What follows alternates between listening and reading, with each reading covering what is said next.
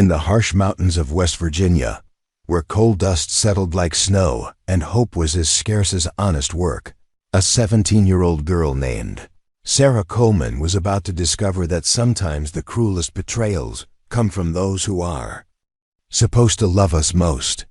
What her drunken father did to her on that cold February morning in 1954 would shock even the hardened miners, who thought they'd seen every kind of human cruelty.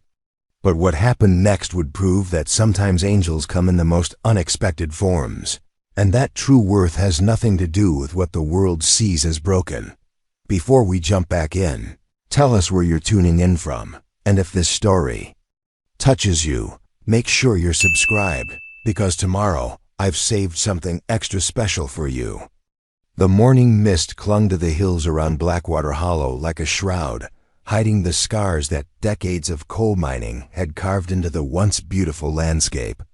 In a ramshackle cabin perched precariously on the hillside, 17-year-old Sarah Coleman stirred a pot of thin gruel over a wood-burning stove, her movements careful and deliberate despite the makeshift wooden crutch propped against the counter within arm's reach. Sarah had been born with a twisted left leg, a condition that in the isolated mountain community of 1954 was seen as either God's punishment or the devil's mark, depending on who was talking. Her leg was noticeably shorter than her right, and walking required the aid of the crude crutch her late mother had fashioned from an old oak branch when Sarah was 7 years old. But what truly set Sarah apart wasn't her physical disability, it was the fierce intelligence that burned in her green eyes and the gentle strength that had kept her family from complete ruin for the past 3 years. Margaret Coleman had died when Sarah was 14, succumbing to the lung disease that claimed so many women in the hollow, worn down by years of breathing coal dust and caring for families with little hope of escaping poverty. On her deathbed, Margaret had gripped Sarah's hand with surprising strength and whispered, "Promise me you'll never let them convince you that you're worth less because of your leg. Promise me you'll remember that God doesn't make mistakes, only people do." Sarah had promised, though keeping that promise had become increasingly difficult as her father, Thomas Coleman, descended deeper into the bottle that had become his constant companion since his wife's death. Thomas had once been a proud miner, bringing home steady wages and speaking of moving the family to Charleston, where Sarah could get proper medical care for her leg. But a cave-in that had killed 2 of his friends and injured a dozen others had shattered something fundamental in Thomas's spirit, leaving him unable to go underground again and unwilling to find alternative work. The Coleman cabin, which had once echoed with Margaret's laughter and the warm conversations of a loving family, now reeked of moonshine and unfulfilled promises. Thomas spent his days drinking away what little money came from Sarah's small jobs, mending clothes for neighbors, tending their vegetable gardens, and occasionally helping with reading and writing for the many adults in the hollow who had never learned such skills. Sarah's younger brother, Daniel, had died of pneumonia the previous winter, and his death had pushed Thomas completely over the edge of despair.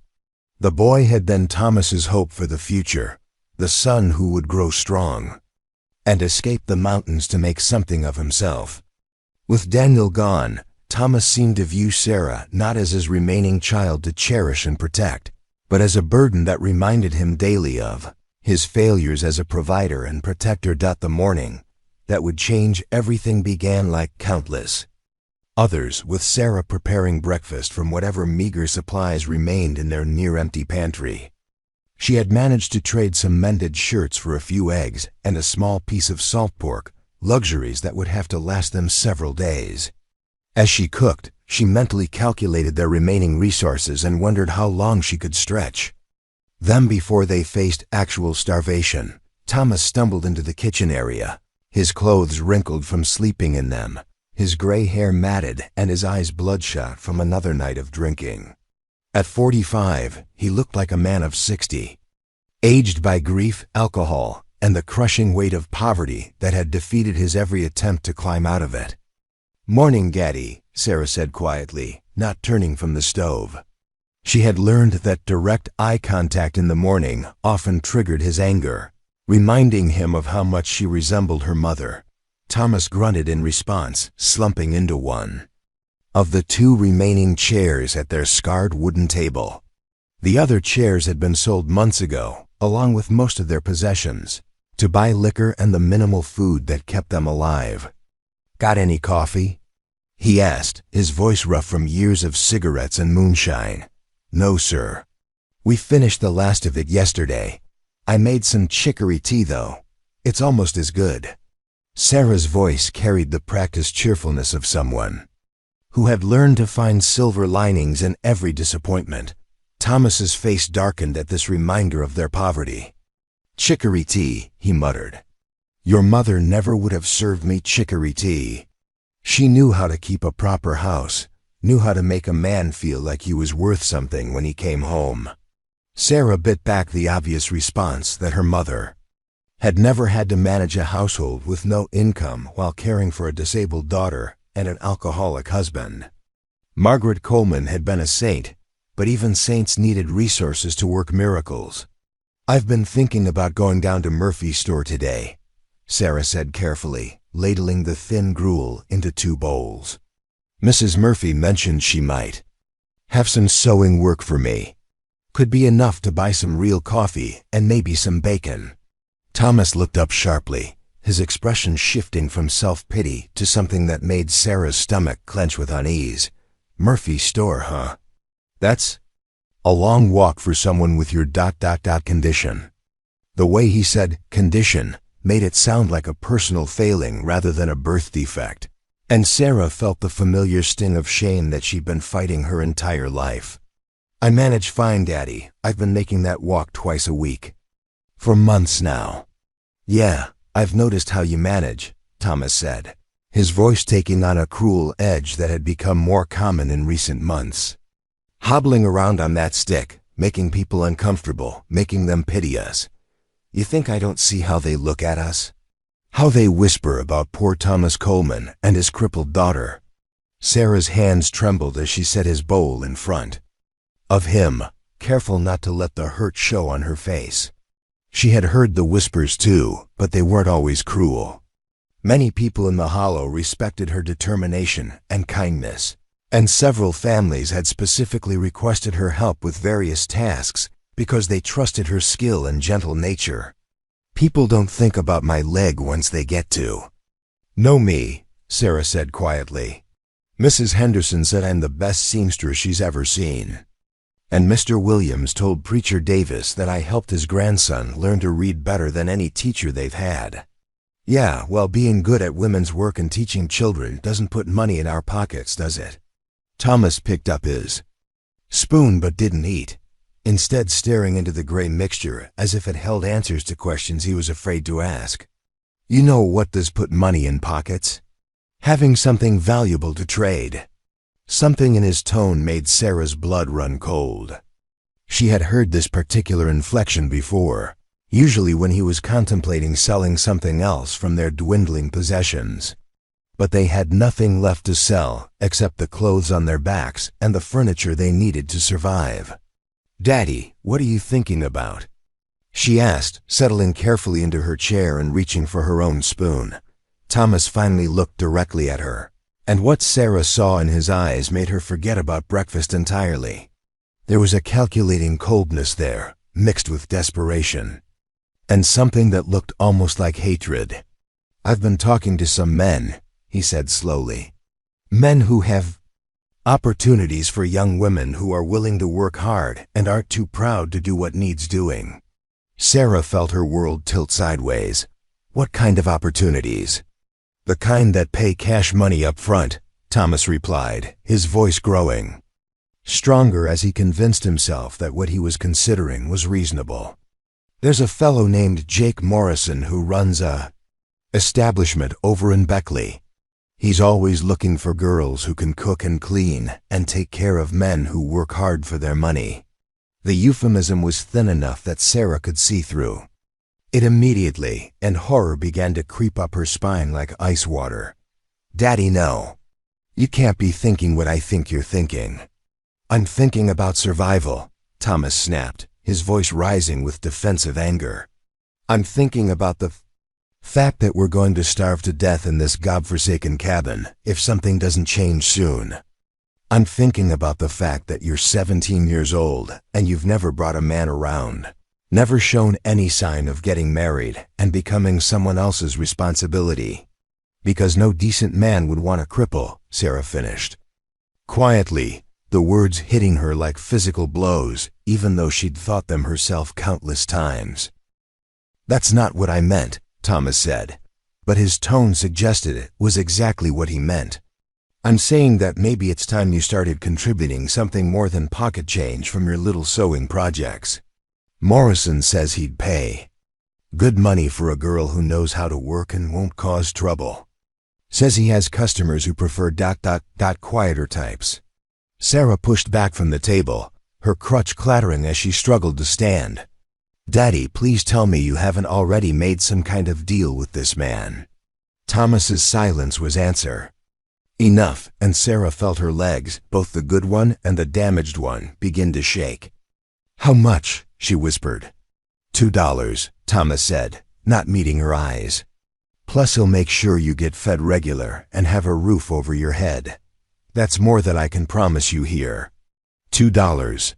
Her father was willing to sell her into what was essentially slavery for $2. Sarah sank back into her chair, overwhelmed by the magnitude of his betrayal. She had known that Thomas resented her disability and the burden it represented, but she had never imagined that his desperation would lead him to this. Mama made you promise to take care of me, Sarah said, her voice barely audible. When she was dying, she made you promise. Your mama is dead, Thomas replied harshly. Dead people don't keep you warm at night or put food on the table. I've got to deal with the living world, and in the living world, everything has a price. Sarah closed her eyes, trying to process the reality of her situation. She was trapped in an isolated mountain cabin with a man who saw her as a commodity to be sold rather than a daughter to be protected. She had no money, no relatives who might help her, and no way to travel far enough to escape whatever arrangement Thomas had made. When? She asked finally. Morrison's coming this afternoon. He wants to meet you first. Make sure you're suitable for his establishment. The word suitable made Sarah's skin crawl.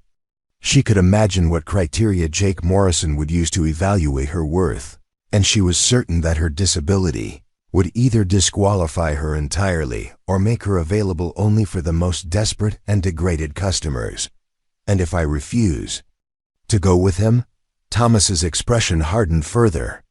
Then you can find somewhere else to live, because I can't afford to keep feeding you if you won't help support yourself. Winter's coming again, and I won't starve for the sake of someone who's too proud to do her part. The threat was clear, and Sarah understood that her choices had been reduced to prostitution or homelessness. In the mountains of West Virginia, in 1954, a disabled teenage girl had virtually no chance of survival on her own. Thomas knew this, and he was using it to force her compliance with his horrific plan. Sarah spent the morning in a state of numb shock, mechanically completing her usual chores while her mind raced through impossible escape scenarios.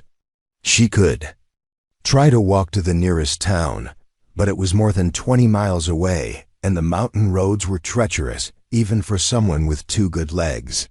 She could hide in the woods, but winter was approaching, and she would freeze to death within. Dazed out by noon, she had accepted the terrible reality that she had no good options. Jake Morrison would arrive that afternoon, and she would either submit to his evaluation and be taken away to a life of degradation, or she would be thrown out to die slowly of exposure and starvation.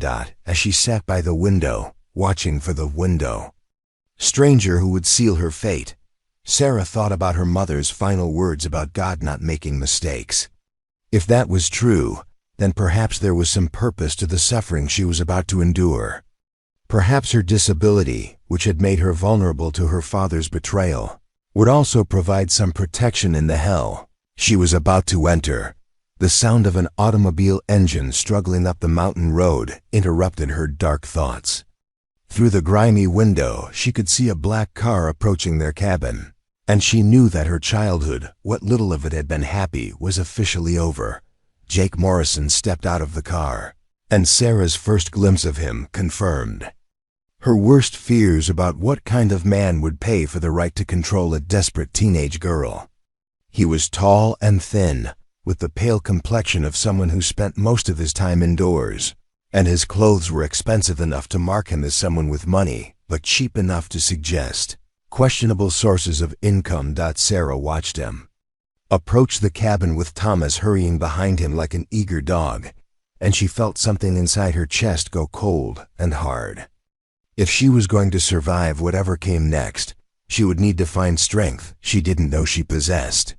She would need to remember that her worth as a human being had nothing to do with what others saw when they looked at her broken body. As Morrison's footsteps approached the cabin door, Sarah straightened her shoulders and prepared to meet the man who thought he could buy her for $2. She might not be able to prevent what was about to happen, but she could control how she faced it. And she was determined to face it with the dignity her mother had tried to teach her, no matter what price her father had placed on her head.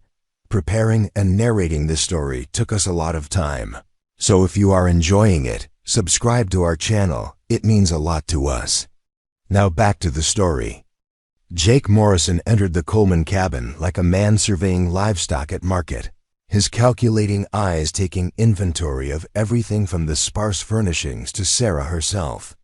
He moved with the predatory confidence of someone accustomed to exploiting desperate people, and his expensive cologne couldn't quite mask the underlying scent of corruption that seemed to follow him like a shadow. "So this is the girl," Morrison said, circling Sarah as she stood frozen beside the kitchen table. His voice carried the smooth tones of someone who had perfected the art of making terrible propositions sound reasonable.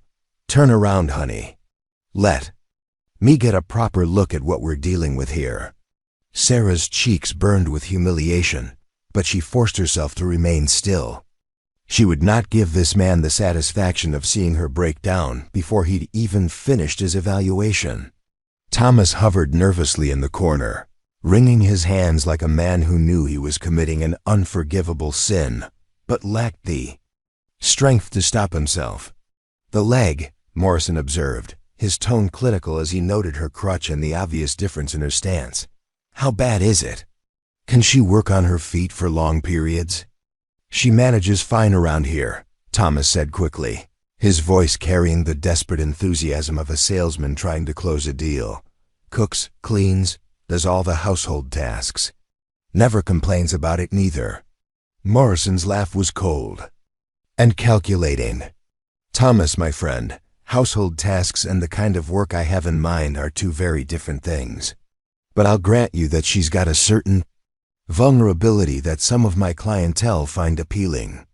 Men who've been underground all week sometimes prefer their company a little less threatening, if you catch my meaning." The implication made Sarah's stomach lurch, but she kept her expression carefully neutral. She had learned long ago that showing fear or revulsion only encouraged cruel people to push harder. "What's your name, girl?" Morrison asked, finally addressing her directly. "Sarah Coleman," she replied, her voice steady despite the terror coursing through her veins. "Well, Sarah Coleman, your daddy here tells me you're in need of employment. Says you're willing to work hard and follow instructions without causing trouble. Is that accurate?" Sarah glanced at Thomas, who was avoiding her eyes entirely, staring at the floor like a man who couldn't bear to witness his own actions. The coward couldn't even look at her while he sold her into hell. "I've always worked hard," Sarah said carefully. "But I think there might be some misunderstanding about what kind of work you're offering." Morrison's smile revealed teeth that were too white and too sharp. "No misunderstanding at all, sweetheart. I run an establishment in Beckley that caters to hard-working men who deserve some comfort and companionship after long weeks in the mines. My girls provide that comfort in exchange for room, board, and protection from the harsh realities of mountain life. The euphemisms were so transparent they bordered on insulting, but Sarah recognized that Morrison was giving her a chance to pretend ignorance if she chose to take it.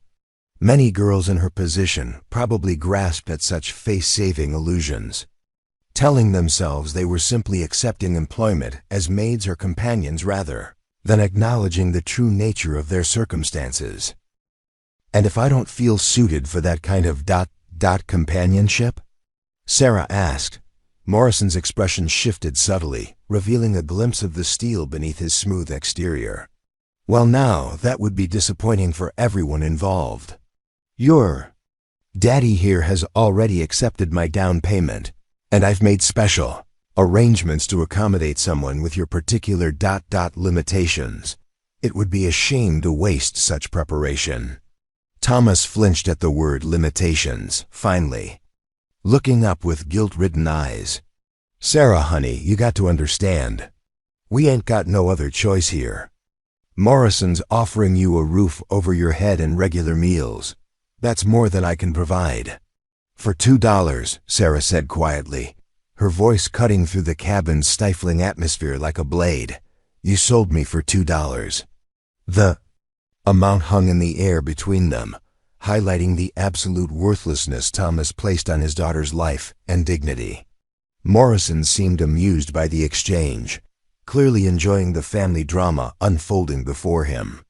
$2 is just the down payment," Morrison clarified with false generosity. "There'll be more money coming to your daddy once you're settled and proving your worth. Think of it as an investment in your future." Sarah wanted to laugh at the absurdity of describing prostitution as an investment in her future, but she was afraid that if she started laughing, she might never stop. Instead, she focused on Morrison's words about accommodating someone with her limitations. The phrase suggested he had specific plans for how to exploit her disability, and she dreaded discovering what those plans entailed. "When would I need to leave?" she asked, resigned to the inevitable. "Right now," Morrison replied. "I've got business in Charleston tomorrow, and I'd like to get you settled before I head out. No point in drawing this out unnecessarily." Sarah looked around the cabin that had been her home for 17 years, taking in the patches her mother had sewn on the curtains, the marks on the doorframe where Daniel's height had been measured. Each birthday, the rocking chair where Margaret Coleman had spent her final weeks coughing her life away. Everything that represented love and family would be left behind, while the man who should have protected her counted his $2 with shaking hands. "Can I pack some things?" she asked. "Just the basics," Morrison said. "I'll provide everything you need once we get to Beckley. My girls dress appropriately for their work, and I suspect your current wardrobe isn't quite suitable for our clientele." The casual dismissal of her few possessions felt like another small death. The dress she wore had been sewn by her mother's hands, and her other clothes carried memories of happier times when the Coleman family had hope for the future.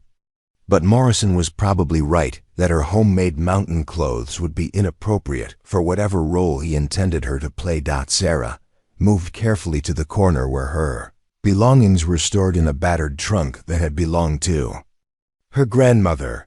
She selected her mother's Bible, a photograph of her family taken before Daniel's death, and a small wooden carving her brother had made for her birthday.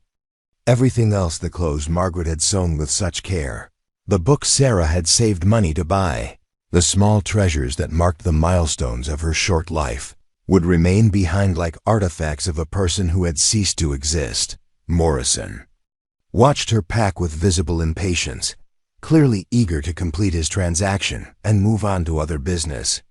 "That's enough sentiment," he said, as Sarah hesitated over a quilt her mother had made. "You're starting a new life now, and dwelling on the past won't do you any good." Thomas finally found his voice as Sarah closed her small bag. "Maybe I should come with you. Make sure she gets settled proper." "That won't be necessary," Morrison cut him off with cold finality. "Sarah's a big girl now, and she needs to learn to depend on herself rather than Daddy. Besides, you've got that $2 to celebrate with." The dismissal was brutal in its casualness, reducing years of family bonds to a simple financial transaction. Thomas wilted under Morrison's contempt, finally understanding perhaps that he had sold not just his daughter, but his own soul. As they prepared to leave, Sarah took one last look at her father, searching his face for any sign of regret or second thoughts. What she saw instead was relief mixed with shame, the expression of a man who had chosen the easy path over the right one and was already working to justify his decision. "Goodbye, Daddy," she said quietly, and the words carried the weight of final farewell rather than temporary parting.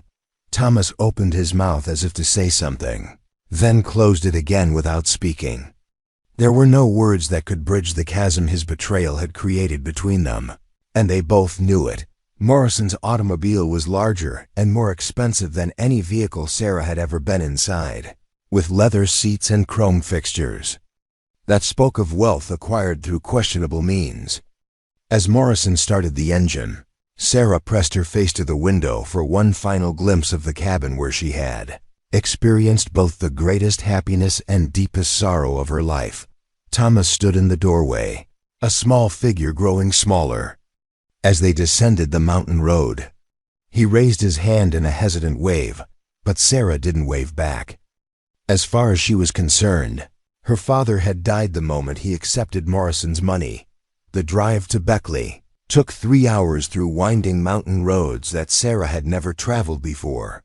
Morrison attempted conversation at first, asking questions about her education, her experience with men, and her understanding of what would be expected of her. When Sarah's responses remained monosyllabic, he eventually gave up and focused on driving while humming tunelessly under his breath. Sarah spent the journey staring out at the passing landscape, watching the familiar mountains of her childhood give way to unfamiliar territory. Each mile carried her further from everything she had known and closer to a future that terrified her more than anything she had ever imagined. As afternoon faded into evening, the lights of Beckley began to appear in the distance.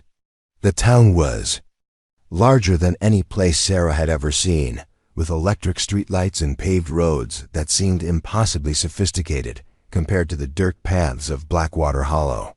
Under different circumstances, she might have been excited to explore such a place. Instead, she felt only dread as Morrison navigated through streets that grew progressively seedier until they reached a district where harsh neon signs advertised establishments that operated outside the bounds of respectable society. Morrison's establishment occupied a 3-story building wedged between a liquor store and a pawn shop. The sign above the entrance read, "The Blue Moon Hotel," in faded blue letters, but the nature of the business conducted inside was obvious from the heavily made-up women visible through the front windows and the type of men who loitered on the sidewalk outside. "Home sweet home," Morrison said, with satisfaction as he parked behind the building. "Welcome to your new life, Sarah Coleman." As they approached the back entrance, Sarah caught glimpses through lit windows of women in various states of undress, some with customers, others simply waiting. The sight made her stomach clench with terror, but she forced herself to keep walking. She had survived 17 years of poverty, disability, and family tragedy. She would find a way to survive this too. Morrison led her through a narrow hallway that reeked of cheap perfume, stale cigarettes, and something else Sarah didn't want to identify. The walls were covered with peeling floral wallpaper that might have been cheerful once, but now looked garish under the harsh electric lighting. "Mrs. Henderson runs the day-to-day operations," Morrison explained as they climbed a creaking staircase. "She'll get you settled and explain the house rules. Most girls find the adjustment easier if they don't ask too many questions and focus on earning their keep." The warning was clear. Compliance would be rewarded, resistance would be punished. Sarah filed the information away along with everything else she was learning about her new prison. Mrs. Henderson turned out to be a woman in her 50s, with brassy blonde hair and eyes that had seen too much to retain any softness. She looked Sarah up and down with the same calculating expression Morrison had used, though her evaluation seemed more practical than predatory. "This is the new girl," Morrison announced. "Get her cleaned up and ready for work. I'll be back tomorrow to check on her progress." With that, he disappeared back down the staircase, leaving Sarah alone with a woman who would either become her protector or her worst enemy. "Well," Mrs. Henderson said with a sigh that suggested this conversation had been repeated countless times before, "let's get you settled and figure out what we're working with here."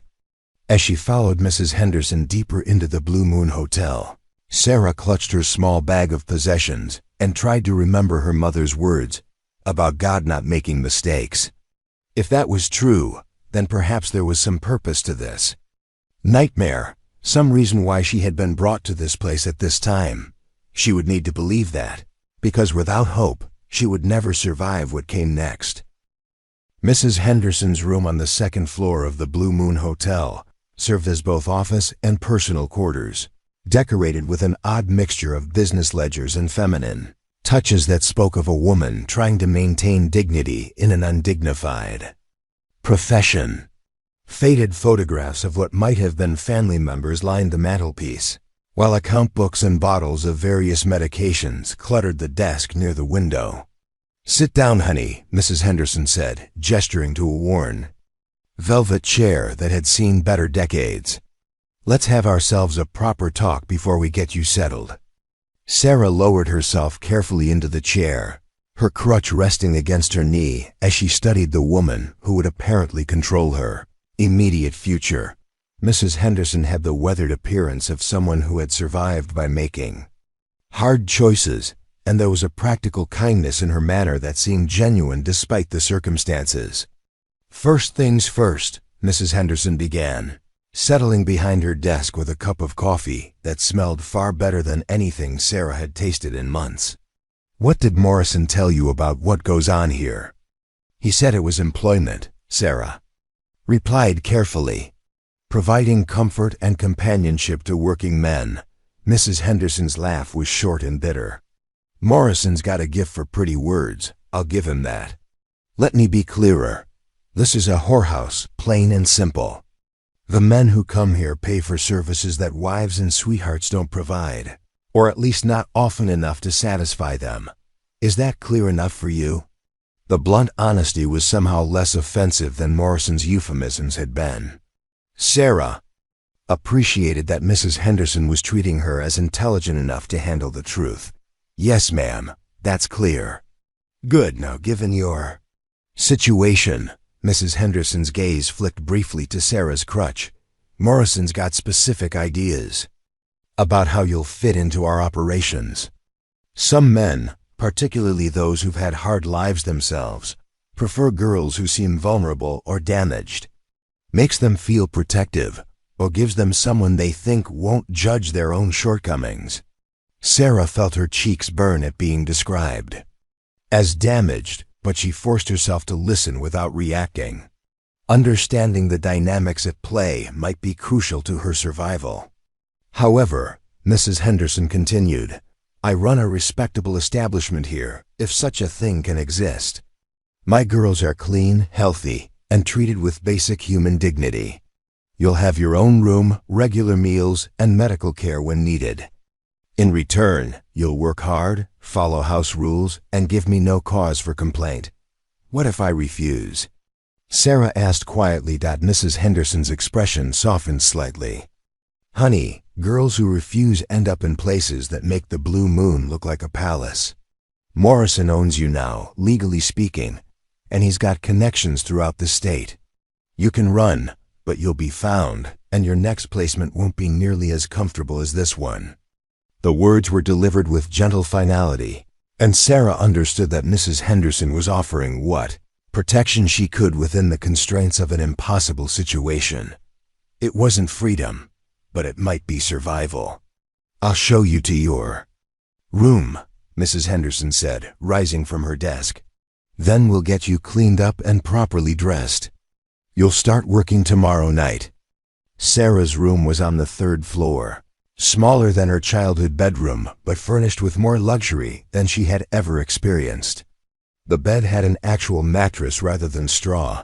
The window had real glass and curtains, and there was even a small mirror and washstand with running water.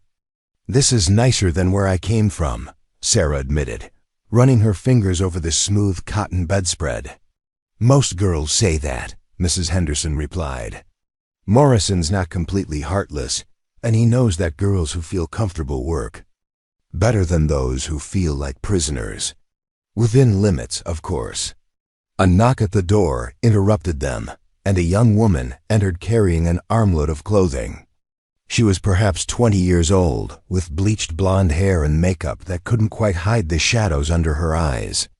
"This is Ruby," Mrs. Henderson said. "She'll help you get ready and show you the ropes. Ruby, this is Sarah. Be gentle with her. It's her first time away from home." Ruby's smile was warm despite the hardness that experience had carved into her features. "Don't worry, honey. It's scary at first, but you'll figure it out. We all do." After Mrs. Henderson left, Ruby helped Sarah out of her homemade mountain dress and into clothing that transformed her appearance completely. The corset pushed up what little figure she had, while the low-cut blouse and short skirt revealed more skin than Sarah had ever shown in public. Stockings and garters completed the outfit, along with shoes that had small heels designed to make her legs appear longer and straighter. "The trick with your crutch," Ruby explained, "is to make it part of your appeal rather than something to hide. Some men find it interesting. Makes them feel strong and protective." Sarah studied herself in the mirror, barely recognizing the person staring back. The clothing was garish by mountain standards, but it served its purpose of creating an illusion of sophistication and availability. "How long have you been here?" Sarah asked as Ruby applied cosmetics with practiced efficiency. 3 years, Ruby replied. "Came from a farm in Kentucky when I was 17. Different circumstances than you, but same result. You learn to make the best of it. Do you ever think about leaving?" Ruby paused in her application of rouge, meeting Sarah's eyes in the mirror. "Every day, but thinking and doing are different things. Where would I go? What would I do? This is the only life I know now." The resignation in Ruby's voice was more frightening than any threat Morrison could have made. Sarah saw her own potential. Future reflected in this young woman who had given up hope of anything better. Over the following days, Sarah learned the routines and rituals of life at the Blue Moon Hotel. She discovered that the establishment operated according to strict schedules and hierarchies, with Mrs. Henderson maintaining order through a combination of maternal concern and iron discipline. The other girls, there were 6 in total, represented various stages of resignation to their circumstances. Some, like Ruby, had been there for years and had developed protective emotional shells that allowed them to function. Others were newer and still struggled with the gap between their childhood dreams and their current reality. Sarah's introduction to the work itself came gradually. Mrs. Henderson started her with simple tasks, serving drinks in the parlor, engaging in conversation with customers, providing companionship that didn't necessarily involve physical intimacy. Her disability, combined with her obvious inexperience, seemed to trigger protective instincts in many of the men who frequented the establishment. "You're getting special treatment," observed Dolores, a redhead in her mid-20s who had been at the Blue Moon longer than anyone except Mrs. Henderson. "Most new girls don't get a week to adjust." Mrs. Henderson says some customers prefer the gradual approach, Sarah replied, though she suspected the delay had more to do with her obvious terror than any business strategy. Her first real test came on a rainy Thursday evening when a middle-aged miner named Frank Peterson requested her specific company for the evening. Peterson was a regular customer known for his gentle manner and his preference for conversation over more physical services. "Don't look so scared," he said kindly as they settled in the parlor with glasses of whiskey. "I just want someone to talk to who reminds me of my daughter back home." Peterson spoke about his family in Ohio, his struggles to earn enough money to bring them to West Virginia, and his loneliness in the mining camps. Sarah found herself genuinely moved by his story, and discovered that listening with sincere interest came naturally to her. "You're different from the other girls," Peterson observed after an hour of conversation. "More genuine somehow. Like you haven't forgotten how to care about people." Sarah realized that her disability, which had always made her feel defective, might actually be an asset in this environment. Men who came to places like the Blue Moon often craved authentic human connection more than physical gratification, and her obvious vulnerability made such connections feel safer for them. As weeks passed, Sarah developed a small but steady clientele of men who sought her out specifically for her combination of innocence and empathy. She learned to navigate the complex emotional needs of customers while protecting her own psychological well-being through careful, compartmentalization. Mrs. Henderson watched this development with interest and increasing approval. "You've got natural instincts for this work," she told Sarah one morning over coffee. "Not the physical part necessarily, but the emotional labor that keeps customers coming back." "Is that supposed to be a compliment?" Sarah asked. "In this business, it's the highest compliment possible. Physical beauty fades, but the ability to make lonely men feel understood and valued, that's rare and valuable." Sarah had been at the Blue Moon for nearly 2 months when Jake Morrison returned for his promised inspection. He found her in the parlor during the quiet afternoon hours, reading a book that one of her customers had brought her. Well, Morrison said, settling into the chair across from her. "Look at you. Mrs. Henderson tells me you're becoming quite popular with the clientele." "I try to do my job well," Sarah replied carefully. "Yes, I'm sure you do. The question is whether you're doing the right job. Mrs. Henderson's been coddling you, letting you play parlor maid instead of earning your keep properly." Sarah felt ice form in her stomach as she recognized the predatory gleam returning to Morrison's eyes. She had allowed herself to hope that her current arrangement might continue indefinitely, but Morrison's visit suggested otherwise. "I bring in money," Sarah said. "My customers are satisfied with my services. Some customers, perhaps. But there are others who prefer more complete service from their companions. I've had specific requests for you, Sarah, from men willing to pay premium prices for a girl with your particular appeal." The threat was clear, and Sarah understood that her period of relative protection was ending. Morrison had allowed her time to adjust, but now he intended to collect full value from his investment. "Mrs. Henderson said," Sarah began. "Mrs. Henderson works for me," Morrison cut her off. "She provides excellent management, but I make the final decisions about how my girls are utilized. And I've decided that it's time for you to expand your services." That evening, as Sarah lay in her small room listening to the sounds of business being conducted throughout the hotel, she finally allowed herself to acknowledge how desperate her situation had become. She had survived the initial shock of her circumstances and even found ways to maintain some dignity within them. But Morrison's return meant that worse degradation lay ahead. For the first time since arriving at the Blue Moon, Sarah seriously considered the alternatives Mrs. Henderson had warned her about. Running away would be dangerous and probably futile, but continuing to submit to Morrison's demands might destroy whatever remained of her soul. As she drifted toward troubled sleep, Sarah found herself thinking about the mountains of her childhood and wondering if anyone there ever thought about the girl who had disappeared for $2. She doubted it. People like her weren't missed for long in places where survival consumed all available energy. But somewhere in those mountains, she would later discover, a gentle giant was already moving toward a confrontation that would change both their lives forever. 40 miles northeast of Beckley, in the remote wilderness where the Appalachian Mountains reach toward heaven like the gnarled fingers of ancient gods, Samuel Bear Hawkins worked his trap lines in the preyed-on darkness.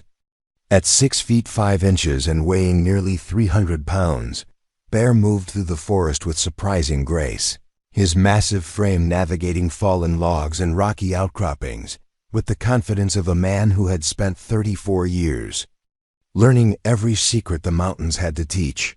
Bear's cabin sat in a clearing he had carved from the wilderness 5 years earlier, after returning from Korea with shrapnel in his leg and memories that made sleep a luxury he couldn't always afford. The structure was built from logs he had felled himself, chinked with clay from the creek bottom, and heated by a stone fireplace whose chimney drew so well that smoke never lingered in the single large room that served as kitchen, parlor, and workshop. Most people in the scattered mountain communities knew Bear by reputation rather than personal acquaintance. He appeared in town perhaps once a month to trade pelts for supplies, conducting his business with quiet efficiency before disappearing back into the wilderness. Children whispered stories about the giant hermit who could track a deer for 20 miles and trap enough game to feed a family through the harshest winter. Adults spoke of him with the respectful wariness reserved for forces of nature, powerful, unpredictable, but generally benevolent if left undisturbed. What none of them knew was that Bear's self-imposed isolation stemmed not from misanthropy, but from a profound gentleness that had been repeatedly wounded by human cruelty. As a child in the coal camps, he had endured mockery and fear from peers who saw only his unusual size. As a soldier in Korea, he had witnessed horrors that reinforced his belief that civilization's veneer was thin and easily stripped away. Mountains offered him peace, purpose, and the absence of judgment that human society had never provided. Bear's morning routine was interrupted by an unusual sound, the desperate whimpering of an animal in distress. Following the sound to a ravine near his southern trapline, he discovered a young doe caught in a snare that wasn't his own. The trap was poorly constructed and cruelly designed, causing maximum suffering rather than the quick death that ethical trapping required. As Bear carefully freed the injured animal, his jaw tightened with anger. He recognized the snare's construction as the work of the Bradley brothers, a family of poachers who had been contaminating his territory with their sloppy, brutal traps for several months. The Bradleys operated out of a ramshackle camp about 10 miles south, closer to the roads that led to Beckley, and they had been steadily encroaching on the wilderness areas that Bear considered his responsibility to protect. After tending to the doe's injuries and releasing her back into the wild, Bear spent the morning systematically destroying every Bradley trap he could find. Their snares were not only cruel but also ineffective, designed by men who viewed hunting as an excuse for violence rather than a necessary communion with nature. By noon, he had collected enough evidence of their activities to warrant a direct confrontation.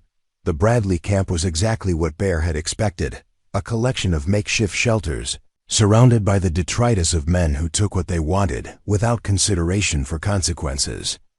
Empty whiskey bottles gleamed among animal bones and discarded equipment, while the stench of improperly processed hides fouled the air for hundreds of yards in every direction. Bear found the 3 Bradley brothers lounging around a smoldering fire, passing a bottle and boasting about their recent activities in town.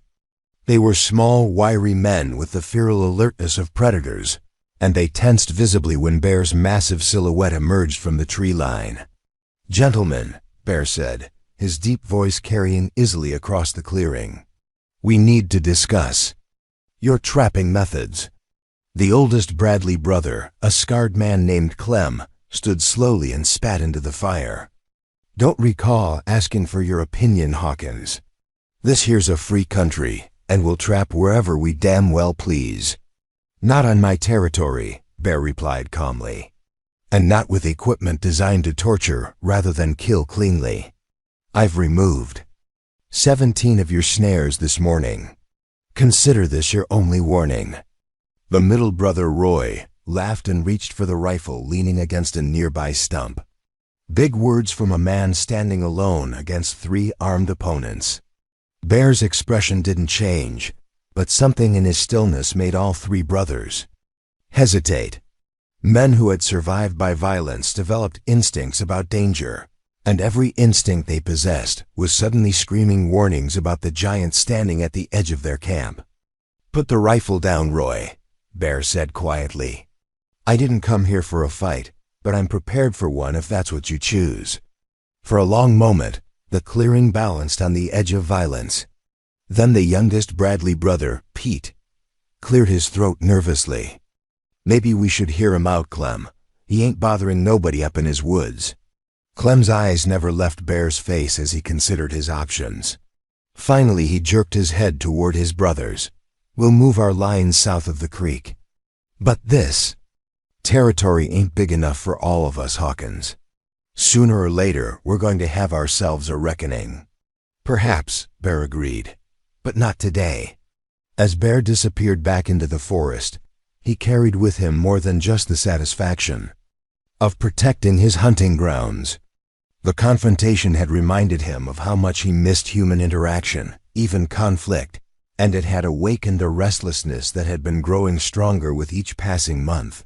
That evening, as Bear prepared his simple dinner and listened to the familiar sounds of the wilderness settling into darkness, he found himself thinking about the lights of Beckley twinkling in the distance.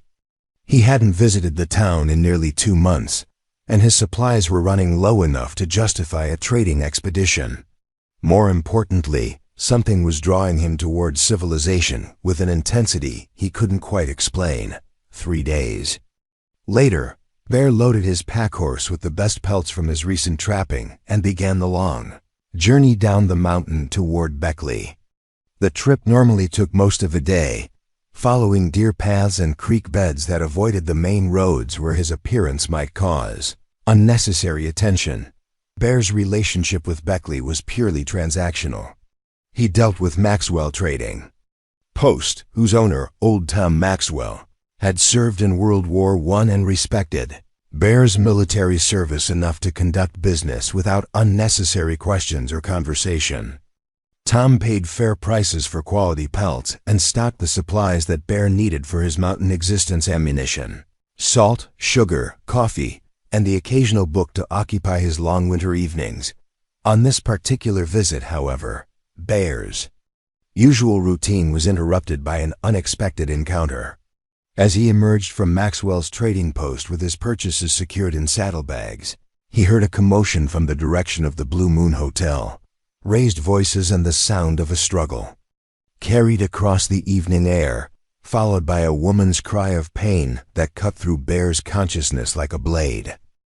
Every instinct told him to mount his horse and return to the safety of the mountains, where other people's troubles couldn't entangle him in complications he wasn't equipped to handle. But the cry came again, desperate and terrified, and Bear found himself walking toward the source of the disturbance, despite his better judgment. The alley behind the Blue Moon Hotel was poorly lit, but Bear could clearly see 3 figures silhouetted against the building's rear wall. 2 men had cornered a young woman, and even in the dim light, Bear could see that she was struggling to defend herself while hampered by what appeared to be a walking aid of some kind. "Come on now, Sarah," one of the men was saying in a voice that carried false reasonableness. "Morrison's got big plans for you, and fighting ain't going to make things easier for anybody." "I won't do it," the woman replied, her voice shaking, but determined. "I've done everything else you've asked, but I won't do that." "You don't get to choose anymore, cripple girl," the second man snarled. "Morrison owns you, and he's tired of you putting on airs like you're better than the rest of us." Bear recognized the dynamics at play, even without understanding the specific circumstances. 2 predators were using their physical advantage to force compliance from someone vulnerable, and the injustice of it ignited something in his chest that had been dormant for too long. "Gentlemen," Bear said, stepping into the alley with deliberate calm. "The lady appears to be in distress." Both men spun toward him, their hands moving instinctively toward weapons. In the dim light, Bear's enormous silhouette must have seemed like something conjured from nightmare, and he could see fear replace aggression in their postures. "This ain't your business, stranger," the first man said, though his voice had lost its earlier confidence. "Just keep walking and forget what you seen." "I'm afraid I can't do that," Bear replied, moving closer with the unhurried confidence of a man who had never lost a physical confrontation. "The lady said no, and where I come from, that's the end of the discussion." The second man pulled a knife, the blade glinting in the weak light from the hotel's windows. "You best back off, mountain man. There's two of us and only one of you." Bear's laugh was soft and utterly without humor. "I like those odds." What followed was brief and decisive. The man with the knife lunged forward, only to find his wrist caught in a grip that crushed bones like kindling. His scream echoed off the alley walls as the blade clattered to the ground.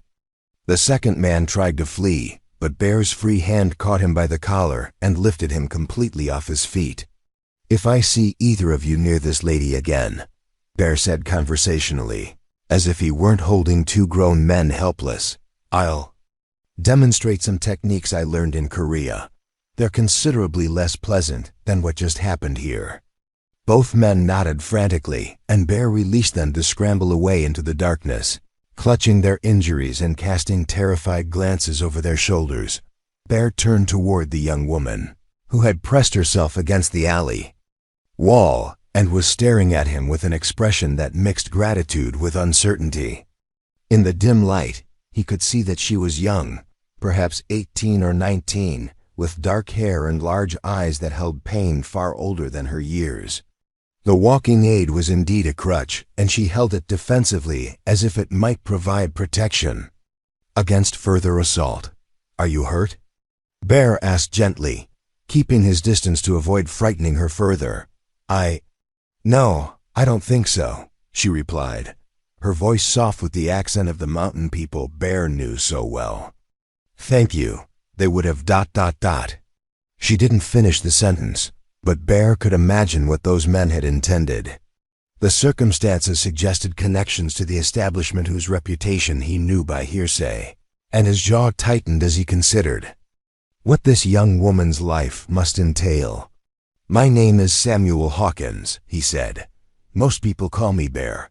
What's your name?" "Sarah," she replied hesitantly. "Sarah Coleman." The name stirred something in Bear's memory, and after a moment, he placed it.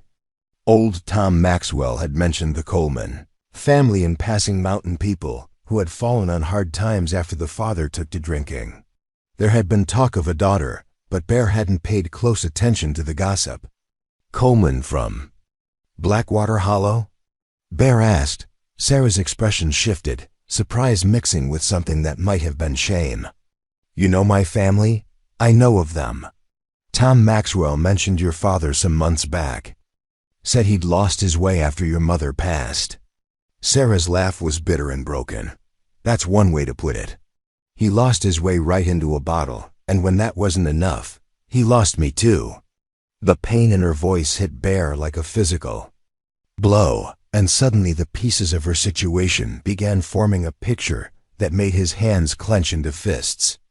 A desperate father, a vulnerable daughter, and men like Morrison who profited from human misery. It was a story as old as civilization and as fresh as yesterday's cruelty. "Sarah," Bear said carefully, "do you have somewhere safe to go tonight?" She shook her head, and Bear saw tears glinting in her eyes. "This is where I live now. This is where I have to live." The resigned despair in her voice made Bear's decision for him. He had spent 5 years hiding in the mountains, avoiding the complications and pain that came with caring about other people. But looking at this young woman, broken by circumstances beyond her control, brave enough to resist further degradation despite the consequences, he knew that his isolation was ending whether he was ready for it or not. "No," Bear said quietly. "It's not." Sarah stared at the mountain giant standing in the alley, his words echoing in her mind like a prayer she was afraid to believe. "No, it's not." Those 3 simple words carried more hope than she had felt since her mother's death. But hope had become a dangerous luxury in her world. "I don't understand," Sarah whispered, clutching her crutch tighter as if it could anchor her to reality. "What do you mean?" Bear studied her face in the dim light, seeing past the garish makeup and revealing clothes to the frightened girl beneath. Everything about her posture spoke of someone who had learned to expect betrayal from every offer of kindness, and he recognized the careful distance she maintained, even while accepting his help. "I mean, you don't have to go back in there," Bear said gently. "There are other choices, other places you can go." Sarah's laugh held no humor, only the bitter wisdom of hard experience. "Mr. Hawkins, you don't understand. Morrison owns me. Legally. Owns me. My father sold me to him for $2, and the law says that makes me his property until the debt is paid." "The law," Bear said quietly, "and what's right aren't always the same thing." Before Sarah could respond, the sound of approaching footsteps echoed from the mouth of the alley. Mrs. Henderson appeared, flanked by two men Sarah didn't recognize, clearly hired muscle brought in to handle the situation that had gotten out of hand. "Sarah, honey," Mrs. Henderson called, her voice carrying the false sweetness she used when angry customers needed to be pacified. "Time to come inside. Mr. Morrison's been asking for you." Bear stepped slightly forward, positioning himself between Sarah and the approaching group. The movement was subtle but unmistakable, and Mrs. Henderson's eyes narrowed as she took in his massive frame and protective stance. "And you are?" Mrs. Henderson inquired, her tone shifting to the carefully neutral voice she used with potentially dangerous men. "Samuel Hawkins," Bear replied. "I was just helping Miss Coleman after she was assaulted by two of your employees." "Assaulted?" Mrs. Henderson's eyebrows rose in theatrical surprise. "I'm sure there's been some misunderstanding. Sarah's just a bit nervous about her new responsibilities, but that's natural for a girl in her position." The euphemism made Bear's jaw tighten, but he kept his voice level. "Miss Coleman appears to be in distress. Perhaps she needs some time to consider her options." "Her options?" Mrs. Henderson's laugh was sharp and cold. "Mr. Hawkins, I don't think you understand the situation here. Sarah has certain obligations, financial and otherwise, that need to be fulfilled. Morrison's been more than patient, but his patience has limits." Bear could feel Sarah trembling beside him, and when he glanced down, he saw terror written across her features. She wasn't just afraid of Morrison or his men. She was afraid of hope itself, afraid to believe that escape might be possible. What if those obligations were transferred? Bear asked quietly. The question hung in the air like a challenge, and Mrs. Henderson's expression sharpened with interest. "Transferred how?" "Morrison paid $2 for her father's debt. What if someone else paid Morrison a fair price for her contract?" Sarah gasped softly, turning to stare at Bear with wide eyes. The idea that someone might be willing to buy her freedom seemed as impossible as flying to the moon. Mrs. Henderson studied Bear with new interest, clearly calculating his potential value as a customer versus the complications he might create. That would be a matter for Mr. Morrison to decide. He's very particular about his business arrangements. "Then, perhaps I should speak with Mr. Morrison directly," Bear said. "He's not here tonight," Mrs. Henderson replied. "But I could arrange a meeting tomorrow if you're serious about this transaction." Bear reached into his coat and pulled out a leather pouch that clinked softly with the sound of coins. "I'm serious enough to make a down payment tonight, as a gesture of good faith." The sight of actual money changed the entire dynamic of the conversation. Mrs. Henderson's hostility evaporated, replaced by the calculating friendliness of a businesswoman sensing profit. "Well," she said slowly, "I suppose Sarah could spend the night considering her options. As long as appropriate arrangements are made for her security." "She'll be perfectly safe," Bear said firmly. "You have my word on that." What followed was a negotiation that felt surreal to Sarah, as if she were watching someone else's life unfold rather than participating in her own rescue.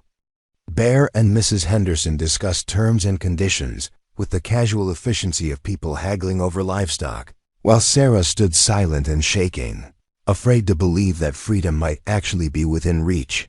Finally, Mrs. Henderson nodded and extended her hand toward Bear.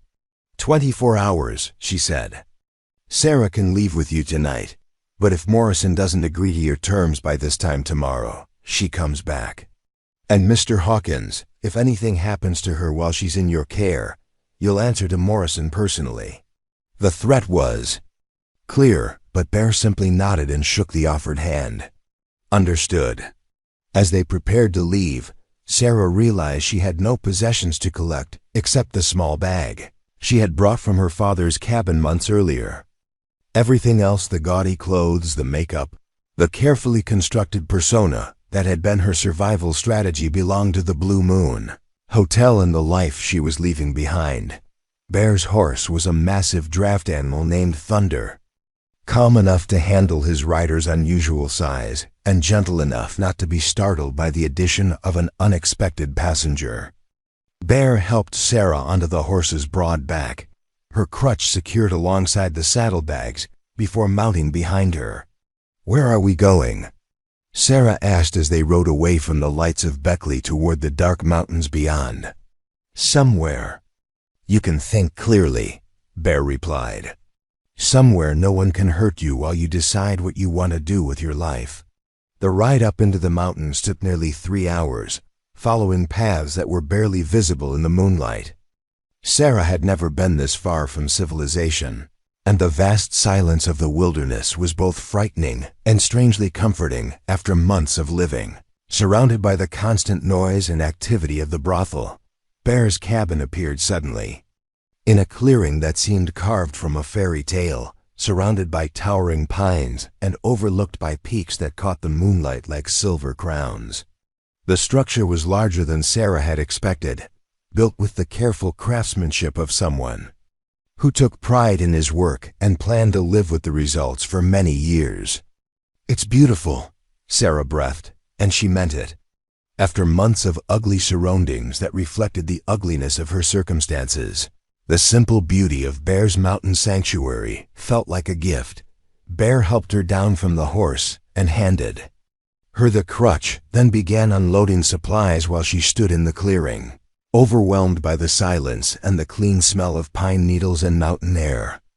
Are you hungry? Bear asked as he led her toward the cabin. I've got stew that's been simmering all day, and fresh bread I baked this morning. The offer of food prepared with care rather than simply purchased or traded was another small miracle. Sarah realized she couldn't remember the last time someone had cooked for her rather than expecting her to serve them. The cabin's interior was a revelation. One large room served multiple functions, but everything was arranged with military precision and surprising comfort. Books lined shelves built into the walls, indicating an education that surprised Sarah. A stone fireplace dominated one wall, while a well-equipped kitchen occupied another corner. The furniture was handmade but skillfully crafted, designed for comfort as well as function. You built all this yourself? Sarah asked, lowering herself carefully into a chair that had been sized for Bear's large frame but felt wonderfully stable and comfortable. Most of it, Bear replied, ladling stew into 2 bowls. Had some help raising the walls and setting the roof beams, but the detail work was mine. As they shared the simple meal, Sarah found herself studying her unexpected rescuer with growing curiosity. Bear moved with the careful economy of someone accustomed to solitude, but his table manners and speech patterns suggested education and refinement that contrasted sharply with his mountain man appearance. Mrs. Henderson called you Mr. Hawkins, Sarah said finally. But you said people call you Bear. Samuel Hawkins is my given name, Bear explained. Bear is what the men in my unit called me in Korea. The name stuck when I came back. You were in the war? Bear nodded, but his expression suggested it wasn't a subject he enjoyed discussing. 3 years. Came home in 1952 with enough savings to buy this land and build the cabin. Sarah sensed pain beneath his brief explanation, the kind of wounds that didn't show on the surface but affected everything underneath. She recognized it because she carried similar wounds herself. "Why did you help me tonight?" she asked quietly. "You don't know me, and getting involved could cause you serious trouble with Morrison." Bear was quiet for a long moment, staring into the fire as if it held answers to questions he was still working out himself. "Because you reminded me that hiding from the world doesn't make it any better," he said finally. "Because what those men were doing to you was wrong, and I've spent too many years telling myself that other people's problems weren't my responsibility. And now? Now I think maybe some problems become your responsibility the moment you become aware of them." After dinner, Bear prepared a sleeping area for Sarah near the fireplace, insisting she take his bed while he made do with a bedroll on the floor. The gesture was both practical and symbolic evidence that he saw her as a guest deserving of respect rather than an object to be used. As Sarah lay in the comfortable bed, listening to the unfamiliar sounds of the wilderness settling into night, she found herself crying for the first time since leaving her father's cabin. But these weren't tears of despair or fear. They were tears of relief, gratitude, and something she was afraid to name because it felt too much like hope. For the first time in months, Sarah fell asleep without fear of what tomorrow might bring. Outside the cabin, Bear sat by the dying fire, keeping watch and wondering what he had gotten himself into.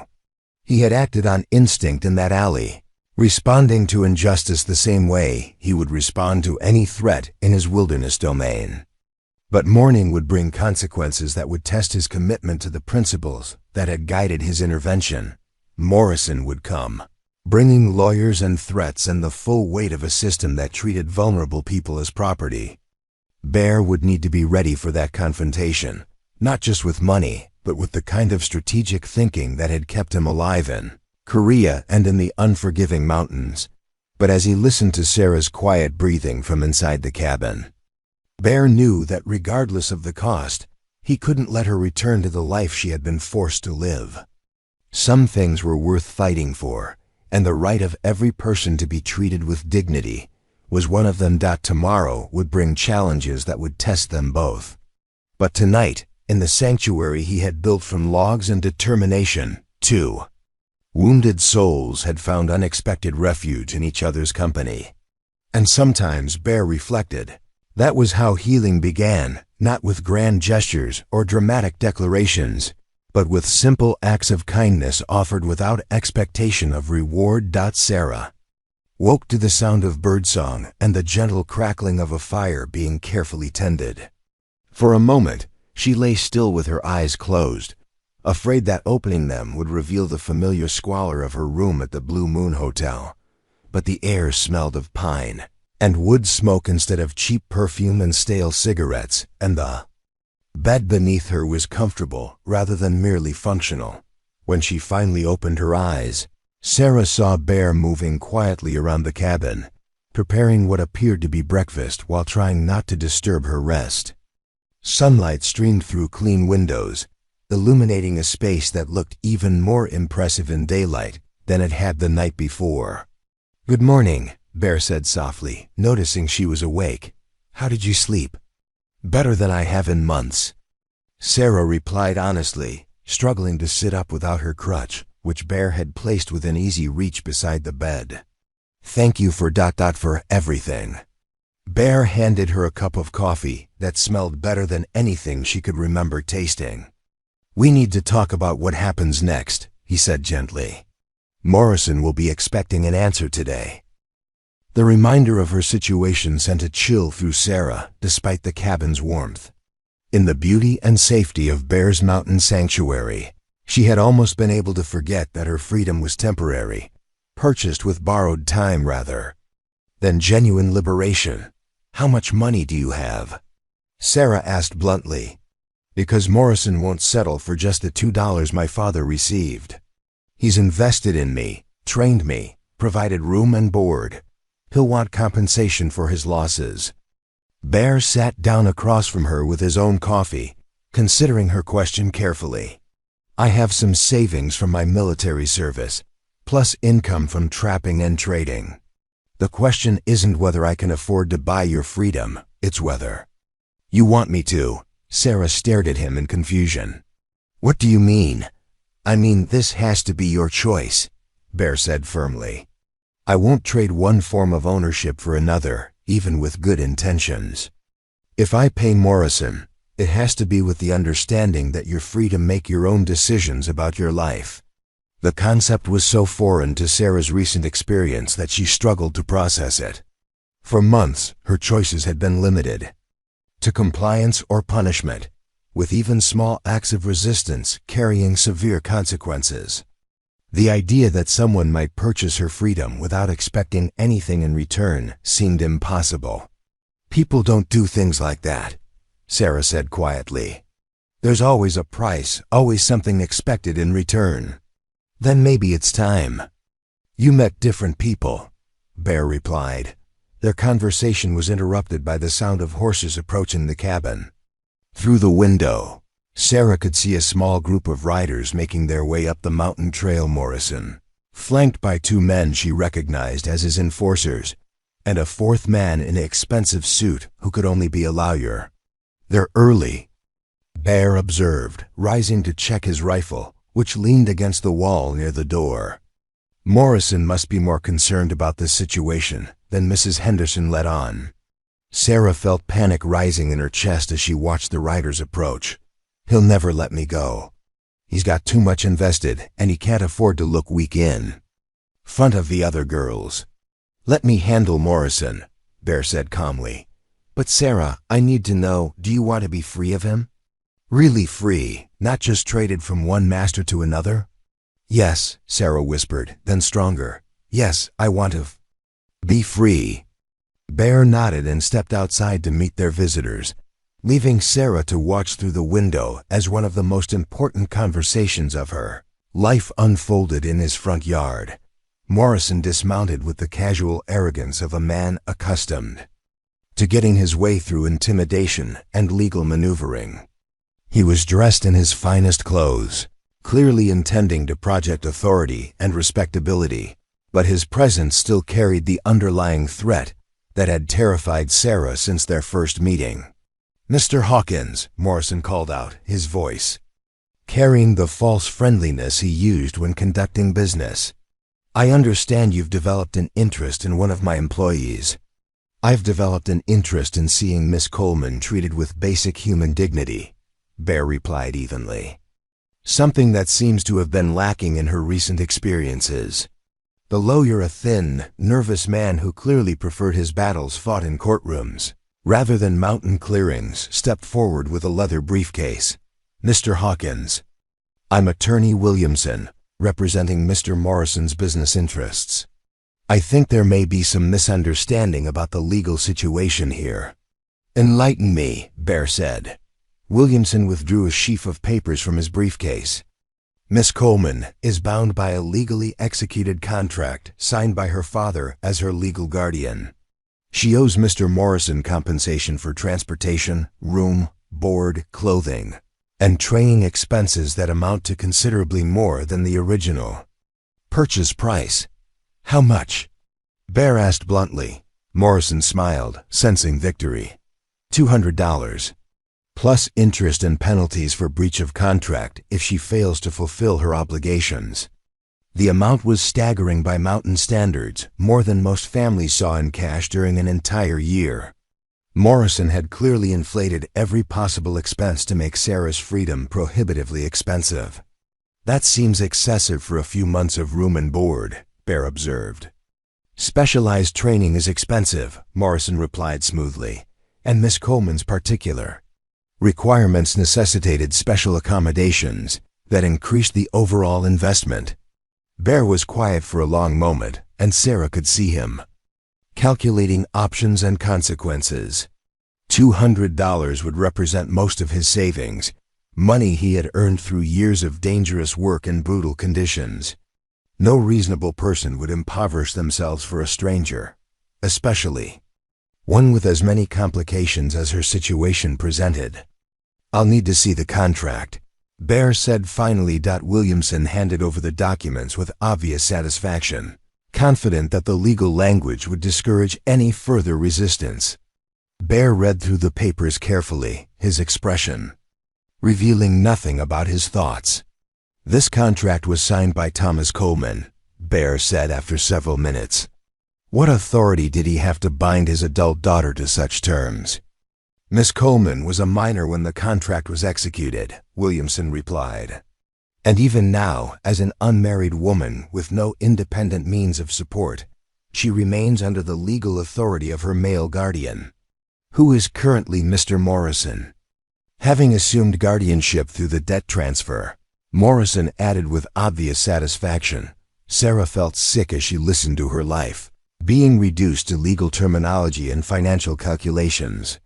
She had known that the law offered little protection to women in her situation, but hearing it laid out so clearly was crushing. Bear handed the papers back to Williamson. Interesting legal theory. Let me propose a counter-argument. From inside the cabin, Sarah couldn't hear the details of what Bear said next, but she could see the effect of his words on Morrison and his associates.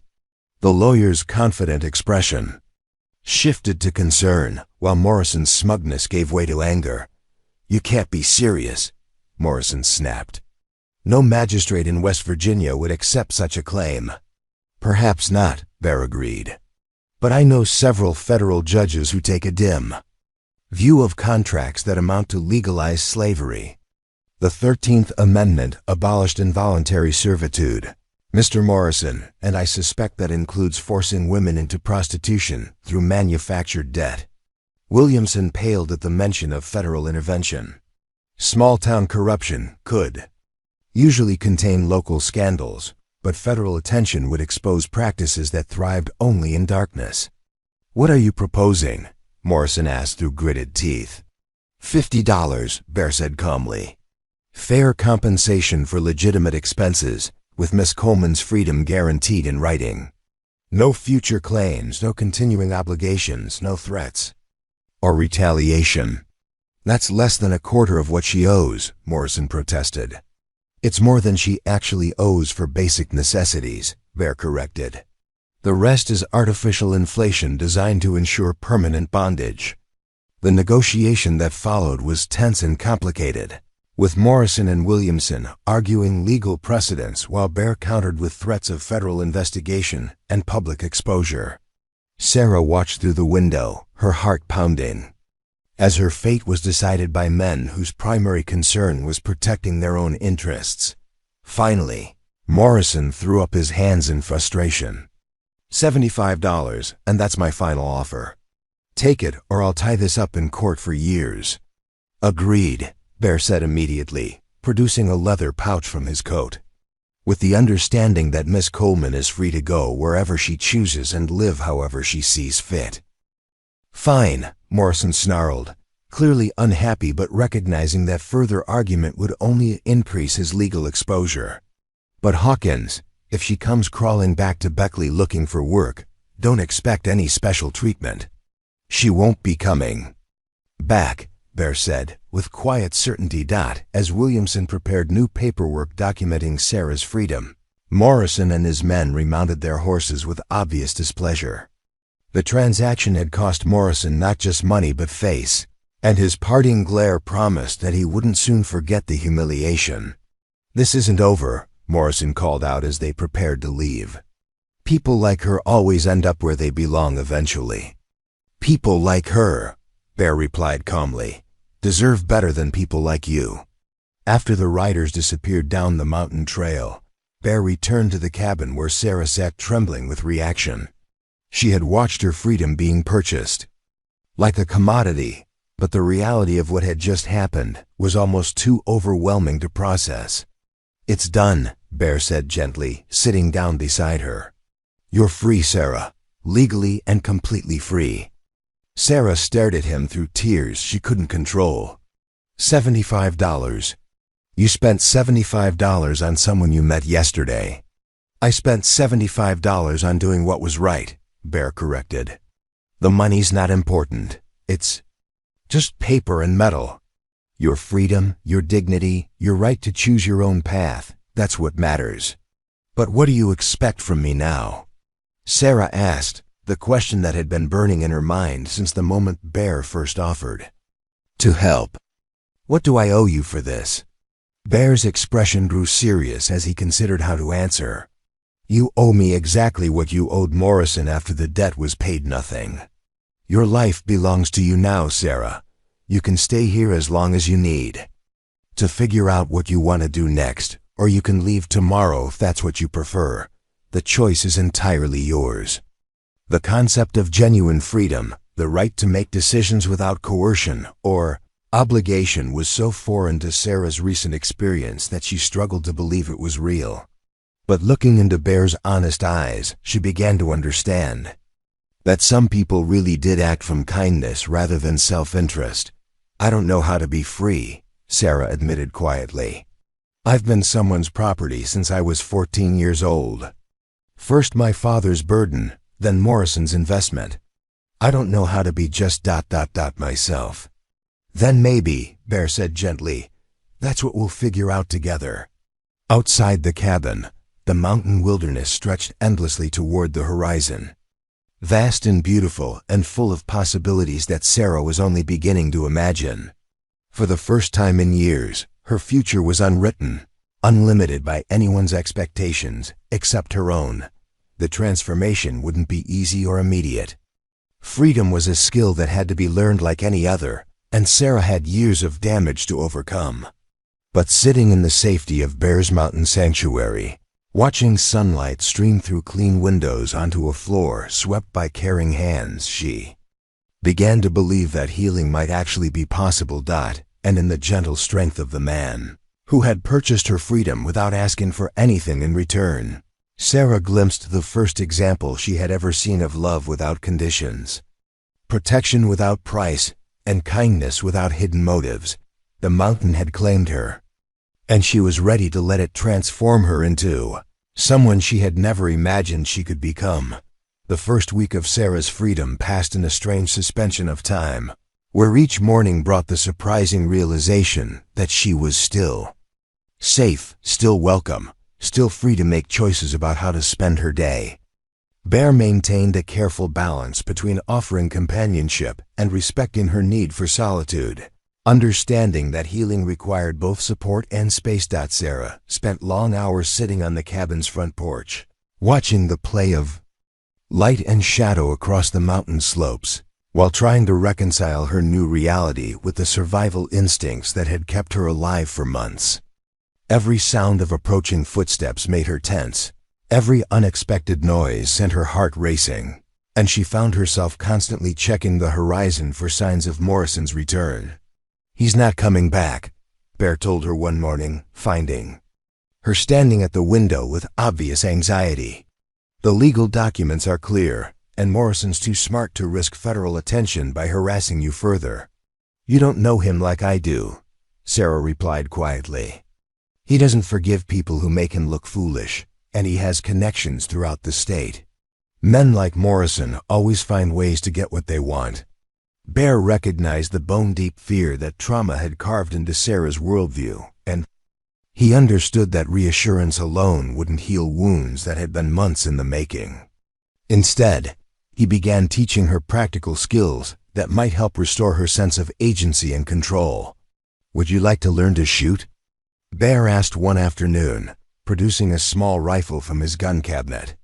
Living in the mountains requires certain abilities, and knowing how to protect yourself might help you feel more secure.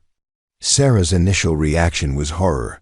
The Blue Moon Hotel had taught her to fear weapons in the hands of violent men.